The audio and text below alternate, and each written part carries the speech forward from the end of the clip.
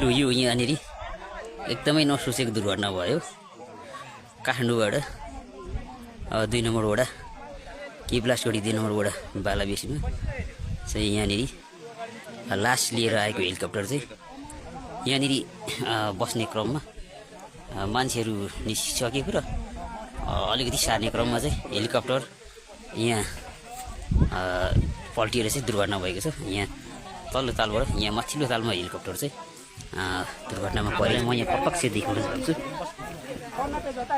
Helicopter यहाँ छेदविच्छेद भएको छ, टुक्रा टुक्रा भएको छ। तपाईँले देख्न सक्छ यहाँ मान्छेहरू मानवीय क्षति भने यहाँनिर भएको छैन भन्ने कुराहरू आएको छ। यहाँ एकजनालाई चाहिँ केही घाइते हुनुभएको छ भन्ने कुराहरू छ। खोटाङ जिल्ला किप्लासगढी वडा नम्बर 2 बालाबेसी स्थित हेलिकप्टर चाहिँ यहाँनिर अवतरण गर्ने क्रममा दुर्घटनामा परेको छ। यहाँ सबै पाटपुर्जाहरू छेदविच्छेद अवस्थामा छ। यहाँनिर फेरि अर्को पनि हेलिकप्टर यहाँनिर आएको छ यो दुर्घटना स्थलमा।